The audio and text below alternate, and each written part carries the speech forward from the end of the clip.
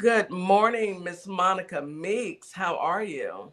Good Good morning, morning. Miss Kitty. Good morning, everyone. I am doing very well. It's a Monday. Yes, it is. Well, it's a Tuesday. Yeah, it's a Tuesday. Oh, So, we record for the radio. oh So okay. that's cool. Yes, ma'am. Well, it's We a we Tuesday. confuse Happy Tuesday. absolutely. We confuse everybody with that It's because a we are terrific Yeah. Tuesday. yes, terrific Tuesday. Well, welcome in. I wanted to bring you up now, Monica. I probably butchered it, but Monica's running for in Tennessee for the 19th district circuit court clerk. Is that right? Yes, I got it ma'am. right. You nailed it. Thank you, Miss Kitty. Yes, yes, yes. All right. So, Monica, why don't you tell us and the team about yourselves and the listeners? Well, again, thank you all for this opportunity. I am a wife, a mom, a soldier for life. Worked for the state for 13 years. I have a graduate degree in criminal justice from Troy University. Go Trojans. I'm a certified fraud examiner. I also graduated the Tennessee Law Enforcement Training Academy, class 1642. So I check a bevy of boxes and I am well qualified for this position. So I was trying to get other people to run for office, younger people, because I'm 51. And of course, if you work in that office, you can't run because if you lose, you're going to get fired. You can't run against your boss. So I decided, so you know what, if you can't find anybody, if you're the one, you're the one. So I decided to run for office. We made history already. When we went to get my petition, I know my friends are registered voters and you need 25. So we had some organizers there and we turned my petition in less than an hour in receiving it. And I think that's a record for Montgomery County, Tennessee. Yes, yes. All right. Congratulations. Already setting records. Yes, That's what we ma'am. like to see. That's what we like to see. So I'm going to start off with just a softball question on transparency and accountability. The circuit court clerk's office handles millions of dollars in court fees and public records. What steps will you take to ensure transparency and public trust in how the office operates? Well, we have to do things a lot differently than the way they're being done now.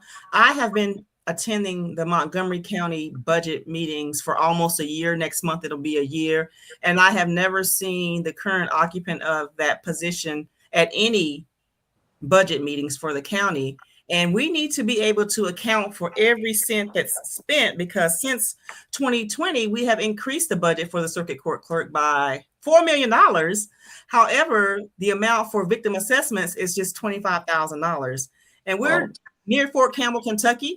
So it's a military town. And soldiers going to be soldiers, not making an excuse for any bad behavior. But I know victims should be entitled to more than $25,000 with a budget that huge. So just transparency. Mhm. If you have to, if you want to find our budget for the county, it's not broken down by sections. And it took me a minute to go in there and kind of decipher line by line. It's 300 pages and it's on the Tennessee Comptroller's page.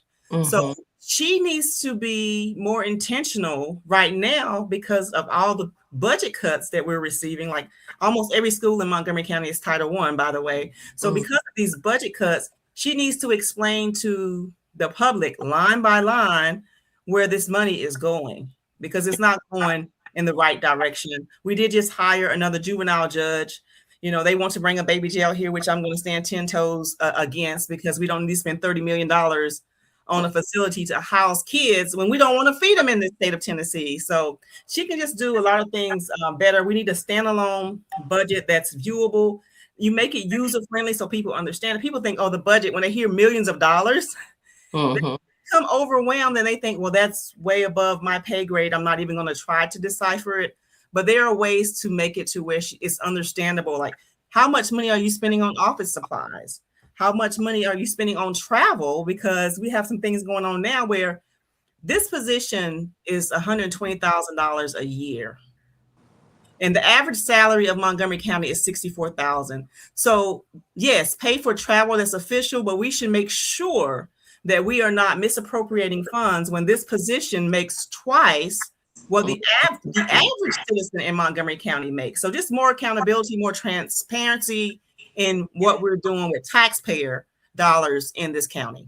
I agree. I agree. That's good to hear, and that's a great answer. Um, Ms. Morningstar, did you want to take the next question? I'll get the one after next. Okay. Okay. What about public access to the courts? Many citizens don't fully understand how the circuit court clerk's office works. What will you do to make sure court services, records, and processes are more accessible and understandable for the public? Well, I've looked at, and I'm just a nosy person because I was an investigator for many years. I've looked at what we offer right now, and we can just do better by even making it more mobile friendly. I asked the question as far as because we have a high divorce rate here. So, 50% of marriages do end in divorce. I think it might be even higher here because we are a military town. But I asked, everyone's experience when it came to petition for divorce because some people don't have monies for attorneys. So I'm like, she can streamline those processes, especially if it's an uncontested divorce. But I don't think we do enough as far as the verbiage. She has all the forms are available online. Kudos for that. But I think just sometimes people get confused with comprehending what is being asked with simple things. Expungement's the same way. She has the form online, but we really don't do enough due diligence to make sure that the users of the system really understand because they'll get frustrated with the verbiage like, oh, I'm not an attorney. And yeah, we tell people, Google things, but it really would help if she had hands-on help. Like there's 7 primary divisions, but most people, there's no organizational chart. Like you don't know who the chief deputies are, and those are county employees. And I'm like, why such secrecy? Like we know who the circuit court clerk is, but just more visibility and just make it more user-friendly. I even saw a suggestion from one young lady, because these young people, these Gen Zs will tell you about how we do not use technology the way we need to. And she was like, why can't you do a QR code that has like frequently asked questions when you go in the courthouse? Because sometimes they're overwhelmed, they have a heavy caseload and they might not have time to answer questions. But if you had a QR code, the young people can, frequently asked question. Okay, this is what the answer is. That's a really good idea. Yeah, these young people, I wish one of them would have ran for office. They are supporting my campaign, but they are so full of innovation because you have to remember with them, I'm a Gen Xer, 51 years old again, but they've never been without a computer. So they just like, why do y'all use so much paper? Like they always say paperless, and that makes me a little bit nervous. It's like, how are we going to track it? And it's like, you can make sure everything is online available because we just started e-filing February 1st of this year for the circuit court clerk. So there's just so much better ways that we can do things that just makes it easier for the constituents of the 19th Judicial District. Sounds like there's a lot of opportunity out there for, growth and expansion with technology for the district. Go ahead, Ms. Morningstar. Yeah, she touched on that question 3 with the technology and about how you guys are getting ready to e-file. So let's go into some customer service in the justice system. So people often come to the courthouse during stressful situations. How will you ensure the clerk office provides professional, respectful, and helpful service to every resident? So that is a great question.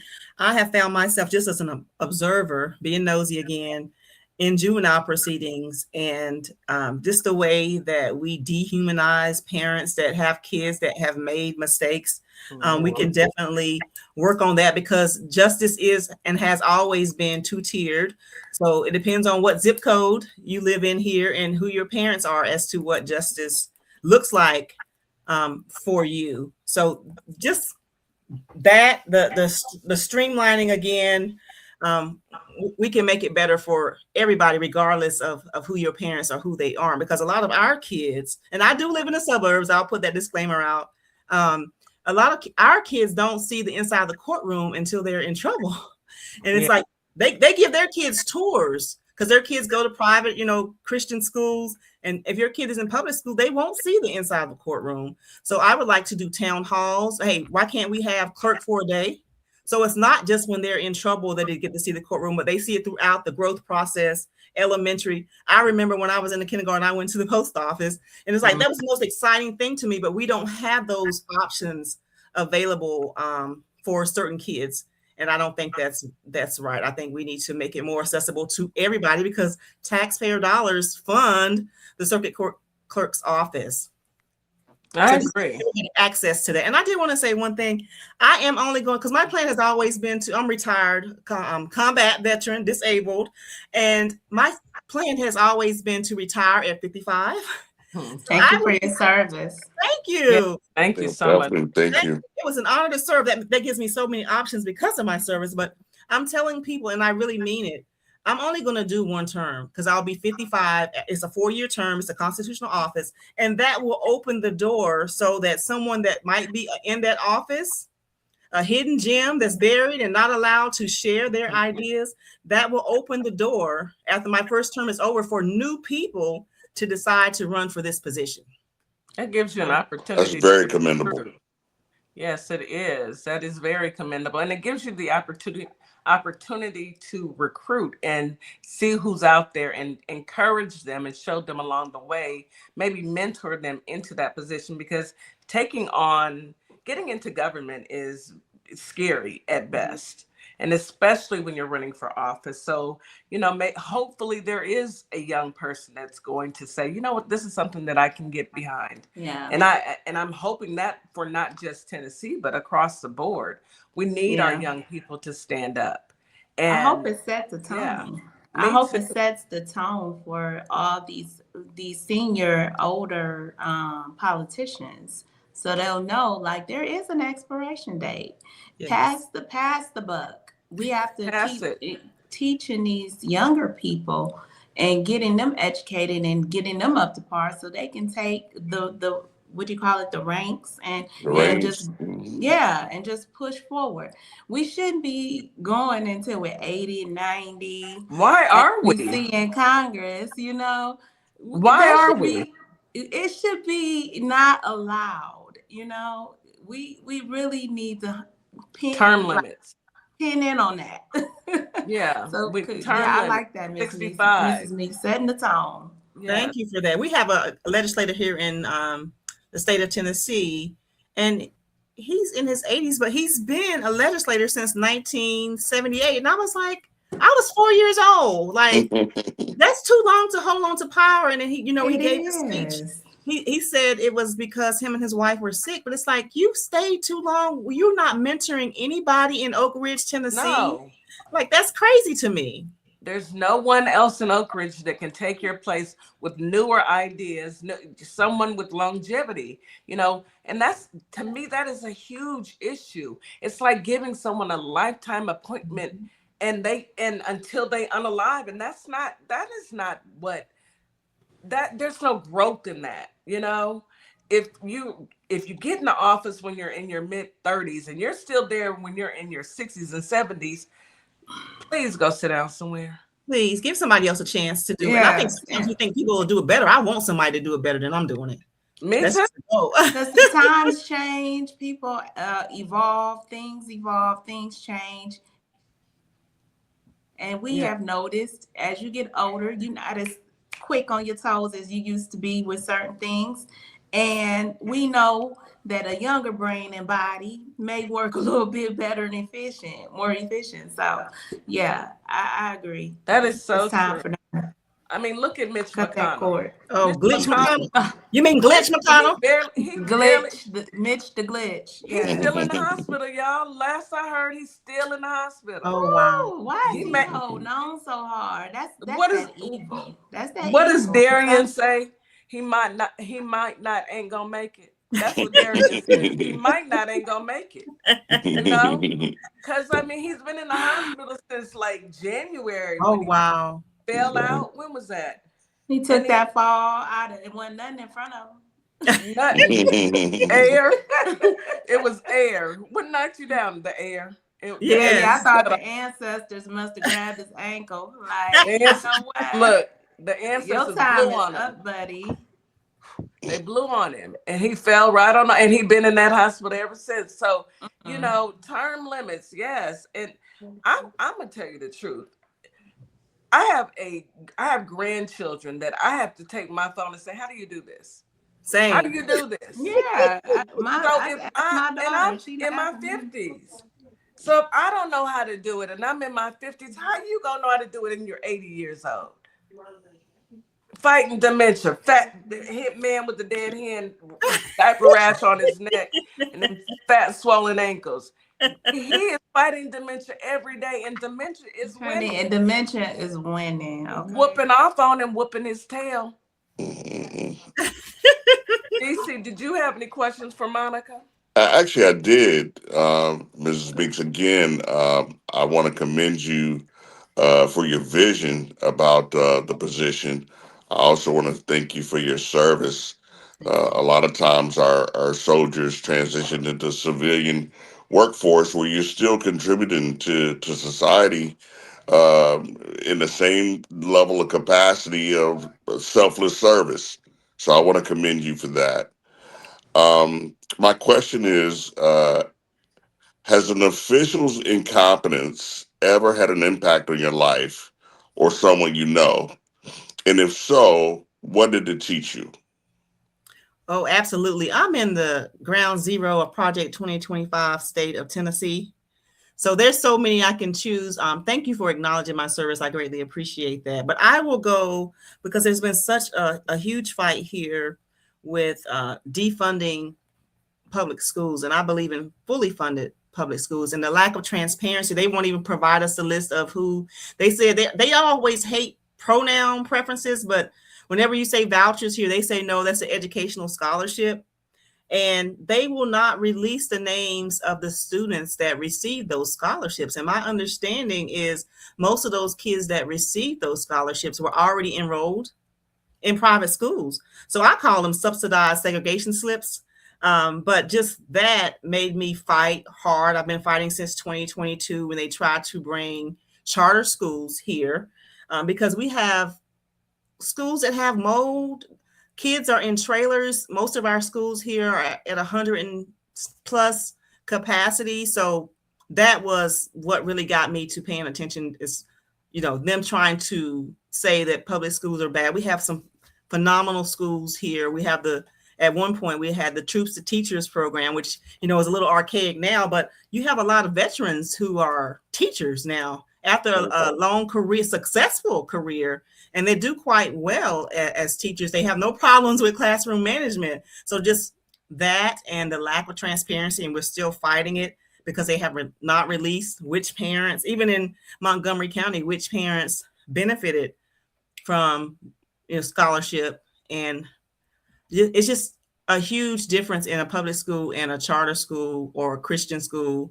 And if you can afford it, you can afford it. But to say, oh, no, it opens it up so we can get kids that, are extremely bright into these programs that help them better academically, but you won't release who received the money. And there's quite a bit of money, that was set aside for that. And we won't even feed kids here. Our governor is one of those governors who would not accept extending EBT challenge cards for the summer months for school kids. I'm like, you won't even feed kids, but you will defund public schools so that you'll have these vouchers, these educational scholarships. So that really got me more involved, started going to school board meetings, started speaking out in 2022. So a long fight. We're still fighting because the goal is to defund public schools across the board. Yeah. And we must remember, Betsy DeVos, who was the Secretary of Education in the first Trump administration. That was her pet project. That was her pet project is to push the charter school, and we know as a consequence it meant defunding public schools. Yeah, absolutely. We need to take a quick commercial break, but Monica, if you can stick around, I do have a couple more questions for you. Okay. You are listening to Our Plugs, a community connection on WKRA 92.7, The Change. We'll be right back after this quick commercial break. Advertising with Our Plugs. The community connection opens doors to a whole new ballgame. Radio advertising is affordable, powerful, and puts your business directly in front of the people who want to support you. Plus, customers can easily find and connect with you anytime through our online directory. If you're ready to grow your brand, expand your reach, and stay connected to the community, sign up today. Visit ourplugs.com and register now. That's ourplugs.com. Plug into your community.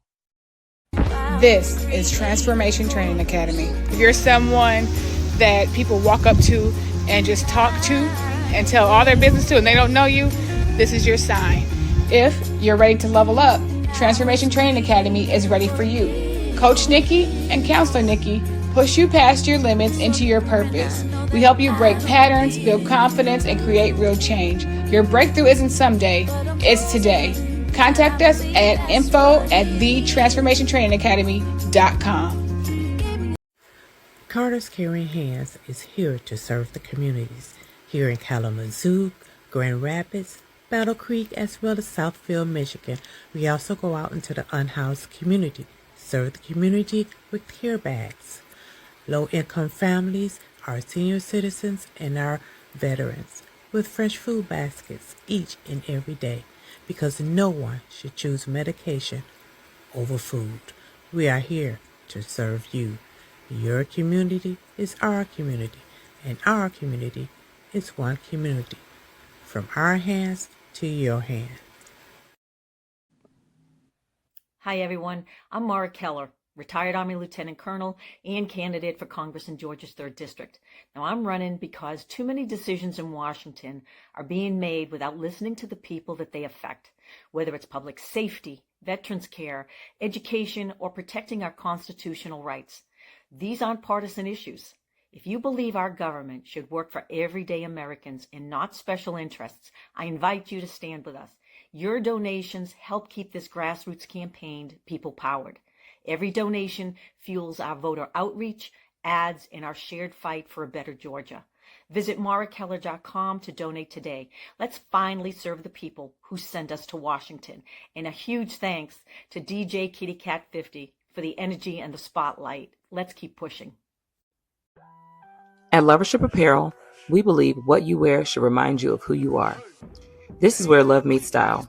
From our signature beautiful hoodies created to remind you to show up as your full authentic self, to our bold Her shirts designed for women who know their worth and wear it proudly. Lovership Apparel is more than clothing, it's a movement. Our comfortable confidence-boosting leggings move with you, while our statement backpacks carry your essentials and your purpose wherever life takes you. Every piece is intentionally designed to inspire self-love, confidence, and authenticity, because you deserve to wear something that speaks life into you. Whether you're stepping out, showing up, or standing firm in who you are, Lovership Apparel is made for you. Visit lovershipapparel.com and wear the reminder, be you to the fullest. You're locked in to WKRA 92.7, the voice of the community. And listen, 2026 is all about showing up and shining. That is why we rock with Morningstar Boutique by Tam, where fashion meets confidence, purpose, and style. From everyday chic to head-turning statement pieces to some fly arm candy, Morningstar has it all. And while you're shopping, tap into the community. Discover Black-owned and minority-owned businesses at ourplugs.com. Also, check out MorningstarBoutiqueByTam.com, where your light owns your style. And we are back. You are listening to Our Plugs, the Community Connection on WKRA 92.7, The Change. I know that we are here and we have the honor of speaking with Monica Meeks, and she's running for 19th District Tennessee Circuit Court Clerk. And I'm truly excited for this run. Do you have anyone running? As I know you're an independent, is there a Democrat running? Is there another Republican running? Who else is running against you? So there is not a Democrat running. I don't think a Democrat has run since 2020 for this position. Mm-hmm. And that was another veteran. Shout out to Chelsea Camp. She ran, and the community really didn't get behind her like we should have, but she ate them up. And I tell her I'm going back studying the interview that she did against the current incumbent, which is Miss Davis. She's been in that office since 1996, but she became, that's a long time, right, y'all? 1996. I was an E5 and that's how long she's been in that office, but she's running as a Republican. But she's actually not a Republican, but she's running as a Republican, because people think in Tennessee to run and win, you have to be a Republican. They have a supermajority. So I understand the logic behind it. But if you pull her voting record, she's not actually a real Republican. So there's that. Well, Um, I'm glad to see that you have decided to run. So let me ask, so you're an independent. What is the difference? And I've wanted to know this for a while. What is the difference between an independent and a Democrat? How are they different? Are you? We in the state of Tennessee, we are vastly different. I always say that the Democrats here need to grow a spine because they put up with a lot of foolishness. Now, I was at Cordell Hull, which is the state legislator in Nashville today, and I understand that they are outmatched. It was 2-7 on most of the bills that were in committee, and Senator Lamar, she was doing the best she could, but you could tell she was just so frustrated because even if the two Democrats don't show up for this Senate committee, they have 7 Republicans that are going to say, yeah, they're going to vote in favor of whatever Republican bills they produce. So the difference for me is I am a proud 2A I carry everywhere I go because this is Tennessee. And I think that, Democrats here, their platform does not really tell you that you can be a responsible gun owner and still believe in gun control. They're just so anti-gun that I just could not be a Democrat. And I tell them all the time, because I do play well with them, but I tell them like certain things, it's a civil rights issue. You don't have to have it an individual where it's just a certain groups get priority.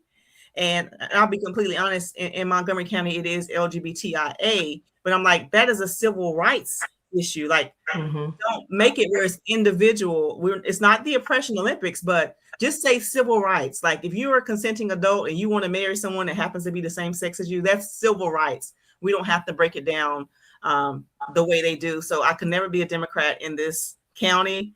I just think they're a little too passive, and I kind of speak my mind. I got that from being in the military. You see something, you say something. I'm all about on the spot corrections. And at one point, they were actually supportive of the baby jail until we beat them up so badly that now their stance is, no, we don't need it. But you have, like, how are you progressive and you think caging kids for cash is okay? So just my experience here in Tennessee is they're, with the exception of the two Justins, because they bring it, Justin Jones and Justin Pearson. They're young, but they both bring it, both, ordained ministers. But sometimes it's just, you got to fight back. Even if you don't think, my husband always says, if you're at a table, if you're too afraid, at least clear your throat. I don't think enough people that are Democrats are clearing their throat. I'm gonna have to agree with you when I think about it. And one thing I will say and I'm in Texas, what I'm learning through this entire process is there are different levels of being a Democrat, because I am a Democrat and I am also a 2A everywhere I go. And I am a fighter. I'm going to fight back, and I agree. I think that we have, as Democrats, we've always been that, hope and peace and love. And sometimes that just doesn't work. Sometimes you have to meet people where they're at. Think about how you raise your kids. If you have a child, you have one child that you can just talk to and they do what you ask them to do. But then you have another child that you have to threaten within an inch of their life for them to get up and do what you tell them to do. So you got to pick your battles. And what I'm learning through this process and what I've learned from the Jasmine Crockett and the Tallarico situation is some Dems feel like we should just be meek. And I'm not ever going to generalize anyone. I'm saying some. And then there are some Dems that feel like, no, we are going to push back. What has meek gotten us? We've been meek for forever. And that is why we're here. We were meek and, oh, well, they're doing this. Yes, we all see it, but are you pushing back? What are you doing to push back against them doing the most outlandish mess ever? What are your thoughts on that, DC? Well, I agree. I mean, I think we have to start thinking out of the box. I don't think anyone is monolithic. I think Yeah. we all hold different views about different things, but we've allowed ourselves to be painted into tribal politics. So I commend Ms. Meeks for coming out as an independent. not painting herself into a corner. Because once you paint yourself into a corner, there's certain obligations that come along with that, you know. So the big thing is people need to hear what she has to say, what her platform is, and get out and vote. That's the hard part right there. Is just getting people to get motivated to go to the polls and vote their best interests. You know, so I pray for Miss Meeks. I pray that Tennessee hears her voice and gets out and supports her candidacy. I do too, very much so. Miss Morningstar, what are your thoughts? My thoughts are, I'm with DC. I want to see her get elected. Tennessee, we need Tennessee to stand up. We represent Tennessee over here, Memphis. Yes. So we need Tennessee to stand up. We need all our states to stand up, because you see what time we are in. The times we're in at this moment, we have to start, and we have to start teaching our kids to start at the state level and make sure that Mhm. local levels, and they're aware of local elections, not just federal. Yeah. It's important that we educate them on that. So I thank you for coming here and giving us so much information and so much knowledge about the court system, because a lot like you said, a lot of the times kids don't know about the courts until they actually are going to court because they got in trouble. Yeah. So it's important to start these teachings early so people are aware. You know, that you say that, now that I think about it, if I were to want to take a group of boys, say I had, a group of 7 to 10-year-olds, and take them down to the court system, who would I reach out to? Who would I reach out to and say, I've got a group of 5 young men that I want to show how the court system works? You would Because just show up here. You don't have to have an invitation, because we took a bunch of homeschoolers. It was so fun because they were a little nervous at first, but it was 2 young Black boys and their mom, who's a veteran sister of mine. You have to go through security or certain things. Of course, you have to leave the absolutely. weapon in the car, but it's invitation. Not invitation. You can just show up, especially when they have juvenile courts so frequently. And of course, some, because of the egregiousness of the crimes, they're not open to the public when dealing with juveniles. But you can Yeah. show up and just sit in any courtroom. As a matter of fact, Nashville does a fabulous job. I think they call themselves the court watchers, and they have eyes on their shirt, so they just go in and sit all the time and watch what's happening. Wow. Yeah. You know what? That is a good idea. That's something good to do over the summertime with our youth. Take a group of, maybe 3 or 4 kids. I've got 3 or 4 kids standing outside my door or my house right now playing basketball with my grandson. So I can grab them and take them down to the court this summer and let them see, because what we want to do is introduce our youth to something before, prior to. Let them see that this is the life, and this is what attorneys do. This is what doctors do. This is what pilots do. You know, it is really important for us to focus on our kids, because I truly feel like they're under attack. Think They about are. it. They are, unfortunately. Absolutely. Unfortunately. And I know, DC, you are a part of an organization, a wonderful organization that takes the time to um, mentor to young men and young women who want to get into aviation. And I love that group. I cannot wait until my baby's old enough to go. He's going.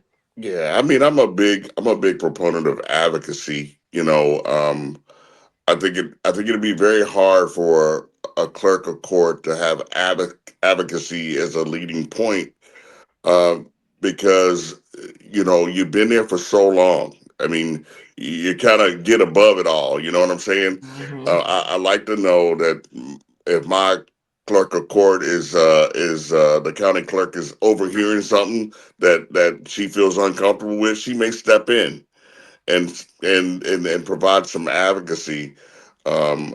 I've experienced that myself, where someone stepped in of a position of authority and power to stop something from going awry. So I like the fact that you sound hands on through your mentorship, through your openness about only running for one campaign, one term. I think that's commendable. I wish more people would have done that. I wish Biden would have did it. I wish Ruth Bader Ginsburg would have did it. You Yeah. know, when she knew she was terminally ill, that was the time for her to walk away.